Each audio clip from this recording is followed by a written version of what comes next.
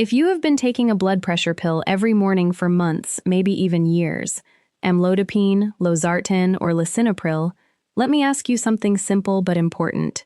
How confident are you that you truly understand what that pill is doing inside your body today? Not just what the pharmacy label says. Not just the one sentence your doctor mentioned while hurrying to the next patient. I mean, do you actually understand how it works, what it changes, what side effects matter, which symptoms are inconvenient but expected, and which symptoms mean you need medical help fast? Most people do not. Even careful people. Even smart people who manage their bills, read the news, and keep their appointments. They pause when I ask that question. And that pause matters, because these are not harmless little tablets. They are powerful medications. They influence your blood vessels, your kidneys, your heart, your circulation, and the delicate balance of fluids and minerals your body depends on every single day. Yet millions of people take them almost automatically, without ever being taught how to recognize the signals their body may send back. Today, that changes. My name is Sophia, and in this video, I want to give you the kind of clear, practical, honest explanation that too often never fits into a short clinic visit. By the end of this video, you are going to understand these 3 blood pressure medications in a way that can help you feel calmer, safer, and far more prepared. And I want to begin with a story, because stories help us remember what facts alone often do not. A man I will call Walter was 74 years old, disciplined, intelligent, and impressively consistent. He had spent most of his life as an engineer, and he approached his medications the same way he approached every serious responsibility.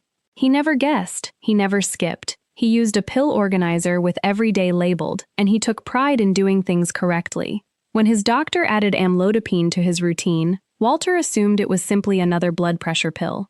Same purpose, same idea, same general experience. That assumption turned out to be wrong. A few months later, Walter noticed that his ankles looked puffier than usual. Then, his socks began leaving deeper marks. Then, his shoes felt tighter by afternoon. Soon his legs felt heavy enough that he cut back on his daily walks. The swelling scared him. He began wondering if his heart was weakening or if his circulation was failing. He searched online, frightened himself, and quietly accepted a lower quality of life because nobody had clearly explained an essential truth. Amlodipine, Losartan, and Lisinopril may all lower blood pressure, but they do not work the same way, and they do not create the same patterns inside the body.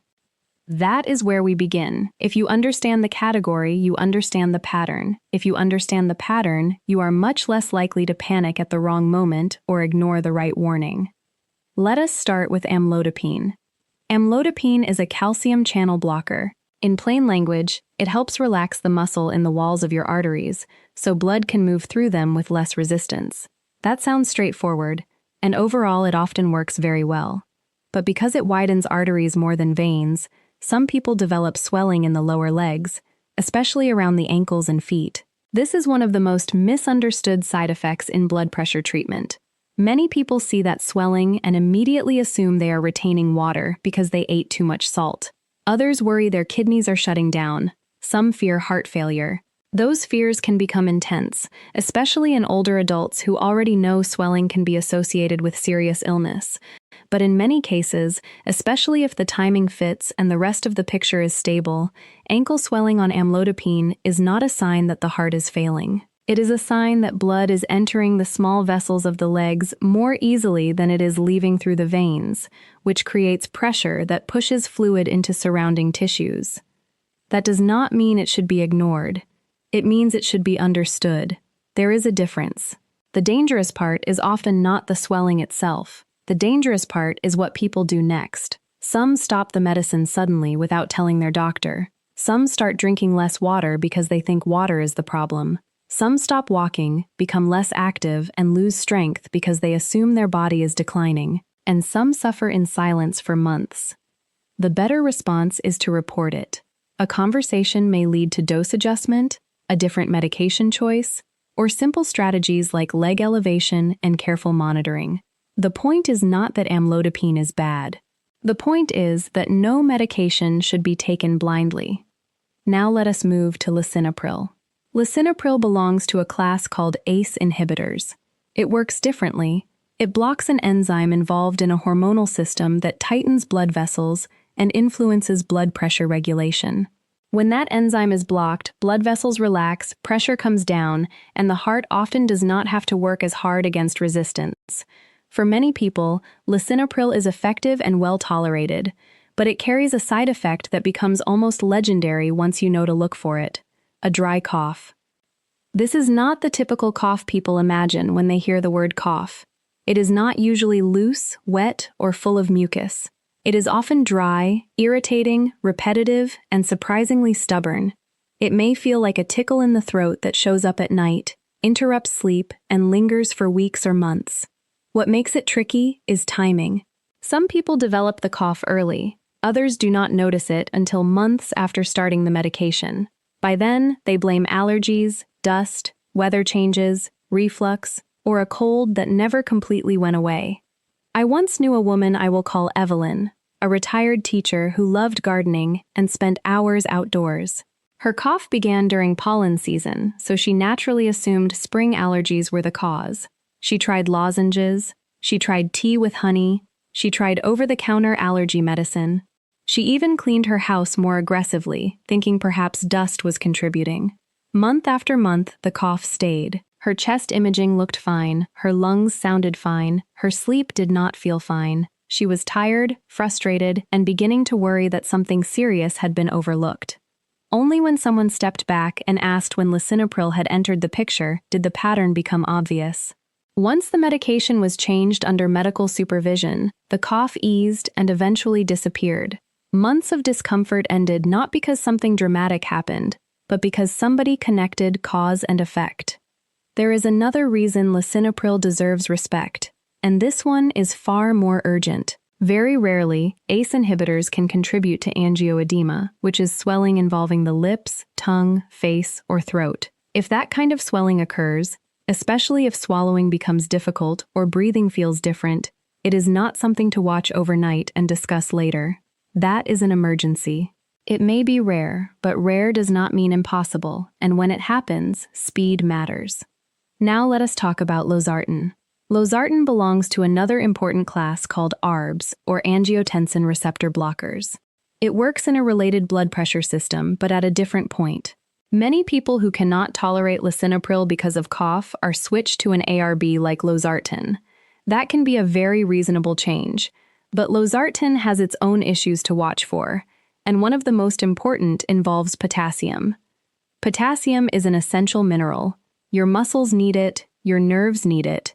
Your heart absolutely depends on the right potassium balance to maintain a stable rhythm. The problem is not that potassium is bad. The problem is that too much potassium can become dangerous, and some blood pressure medications can raise potassium levels, especially when combined with certain diet choices, supplements, dehydration, or kidney problems. This is where many people get caught off guard. They are told to reduce sodium for heart health, so they replace regular salt with a salt substitute. That sounds wise. It sounds disciplined. It sounds exactly like the kind of change a responsible patient should make. But many salt substitutes replace sodium with potassium chloride. In other words, a product marketed as a healthier choice may quietly load extra potassium into a body already taking a medication that can increase potassium levels. High potassium does not always announce itself clearly. Some people feel unusual weakness. Some notice fatigue that seems out of proportion to their day. Some develop muscle cramping, tingling, or an uneasy, irregular heartbeat. And sometimes the symptoms are so subtle that the problem remains hidden until blood work reveals it. That is why it matters to tell your doctor not only about prescriptions, but about salt substitutes, electrolyte powders, sports drinks, protein supplements, and over-the-counter products that seem unrelated. Now I want to pause and highlight one of the most practical concepts in this entire discussion, because it affects people far more often than they realize. Illness changes the rules. The dose of medication that feels perfectly appropriate when you are well hydrated, eating normally, and moving through an ordinary week may not behave the same way when you are sick. Imagine you have vomiting, diarrhea, a bad stomach virus, a heat wave, or several days of poor appetite and not enough fluid intake. Suddenly, your internal environment is different. Blood pressure medication is still working, but now it is working inside a body that may be depleted, stressed, and more vulnerable. In that situation, medicines like Lisinopril or Losartan may contribute to blood pressure dropping too low or kidneys becoming strained more easily. Dizziness may feel stronger. Weakness may come on faster. Lab values can change quickly. This is why a sick day plan matters. Every person taking blood pressure medication, especially older adults and people with kidney concerns, should know what their prescriber wants them to do if they cannot keep fluids down, if they have persistent diarrhea, or if they are becoming dehydrated. Not every medication should automatically be stopped, and nobody should improvise alone. But having a plan before illness happens is one of the most underrated forms of medication safety. There is another trap that catches people all the time, and it often begins in a very normal way. You wake up with joint pain, a headache, or back pain. You go to the store and pick up ibuprofen or naproxen.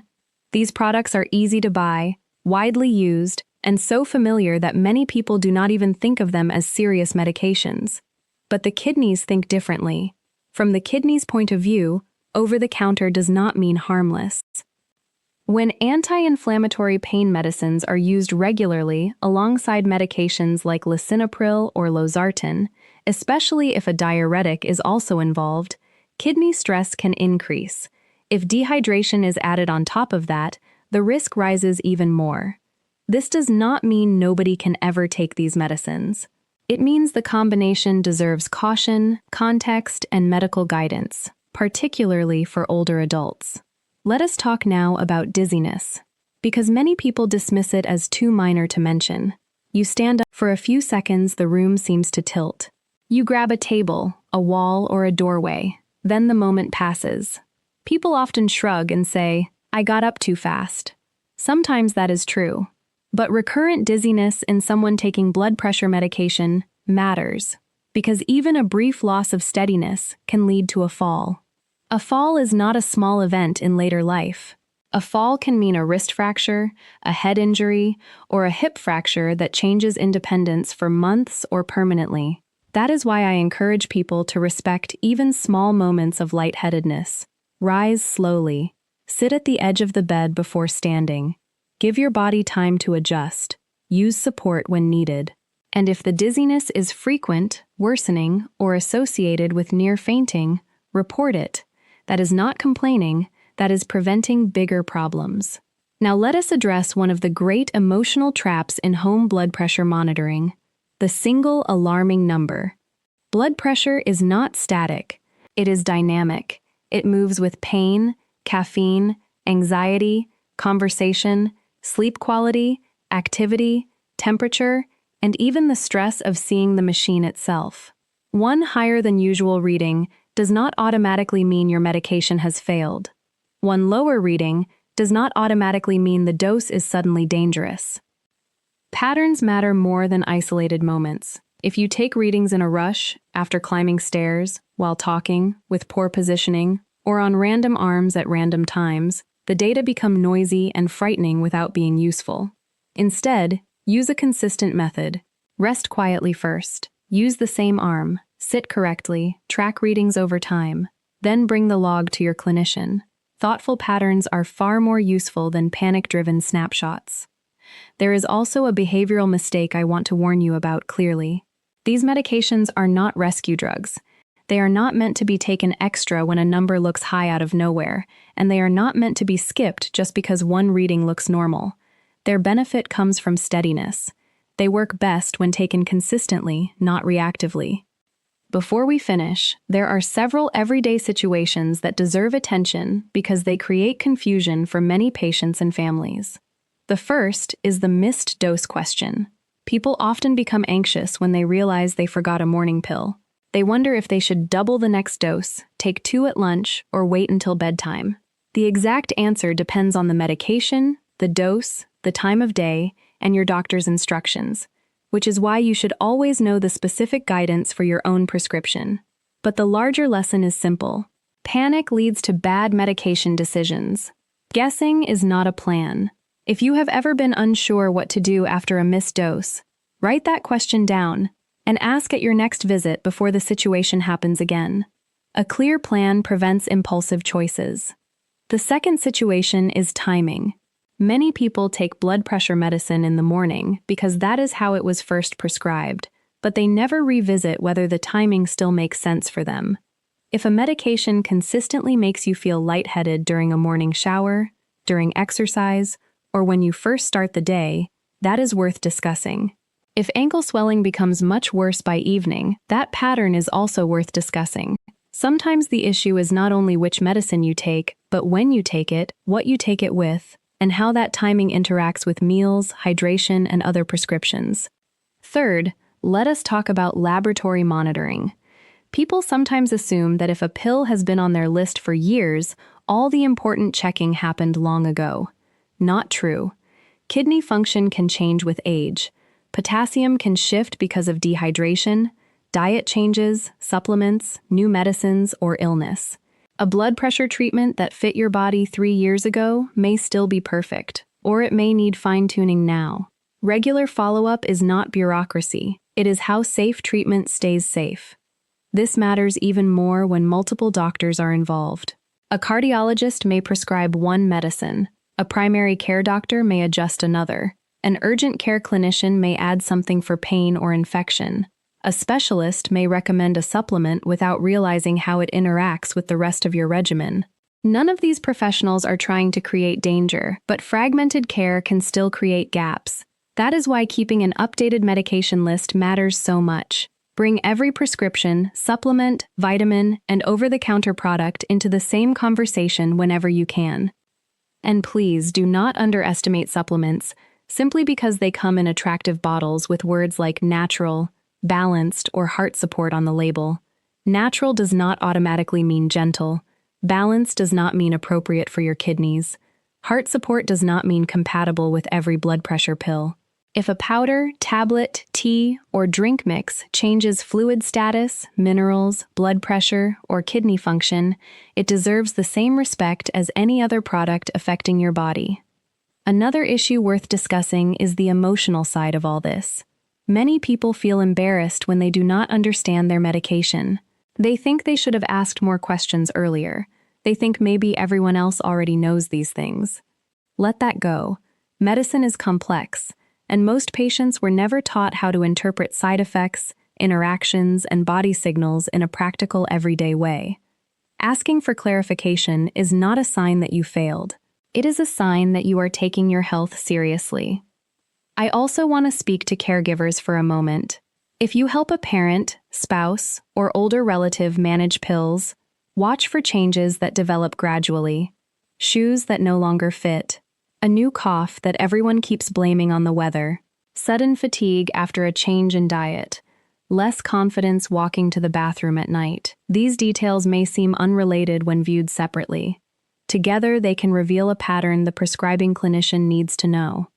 Finally, remember that the goal of monitoring is not obsession. You do not need to live in fear of every flutter, every reading, or every odd sensation. You do need to stay observant. Good medication safety lives between two extremes, neglect on one side and panic on the other.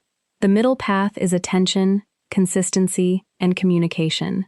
Know your medicines, notice meaningful changes, ask before guessing, and when something feels off in a new, persistent, or escalating way, say so sooner rather than later. That single habit, speaking up early, prevents an enormous amount of suffering. One last practical reminder. Never compare your medication experience too casually with someone else's. Your neighbor may take the same pill and feel nothing. Your brother may take a lower dose and develop symptoms quickly. Age, kidney function, body size, hydration, other diseases, and the rest of your medication list all shape the outcome. Blood pressure treatment is personal. That is why copying another person's routine, dose timing, or home remedy can still create real problems, even when their advice sounds confident and harmless to you. If you remember only one theme from this video, let it be this. The goal is not fear. The goal is fluency. I do not want you scared of your medication. I want you literate in it. I want you to know which symptoms are common, which ones need a phone call, which ones require urgent care, and which lifestyle habits can quietly change the risk picture. Medication safety is not just about taking the right pill, it is about noticing the right pattern. So let us bring the three medicines together one last time. Amlodipine often points us toward ankle swelling and leg heaviness. Lisinopril makes us think about dry cough, and, rarely but importantly, dangerous swelling of the face or throat. Losartan reminds us to watch potassium and hidden contributors like salt substitutes and supplements. Across all three, dehydration, illness, dizziness, kidney stress, and unreported over-the-counter medicines can change what safe use looks like. If you are taking one of these medications, do not let that knowledge sit in the background. Use it. Look at your supplement shelf. Look at your pantry. Look at your home blood pressure habits. Think about whether you have ever been given a sick day plan. Think about whether you have normalized a symptom that actually deserves a conversation. These are not abstract ideas. These are practical tools that can protect your confidence, your mobility, and your peace of mind. And if you are watching this for someone you love, a parent, a spouse, a sibling, or a close friend, share this information with them. Sometimes the person taking the medication every day does not realize which changes matter, because those changes happen gradually. A second set of eyes can make a difference. The most important message I want to leave you with is simple. Never assume that a medication you have taken for months is automatically harmless just because it has become familiar. Familiarity can create complacency. Understanding creates safety. Ask better questions. Report unusual symptoms. Review your medications regularly. And never be embarrassed to say, I take this pill every day, but I want to understand it better. That is not weakness. That is wisdom. And wisdom, especially in health, often starts with one good question asked at the right time.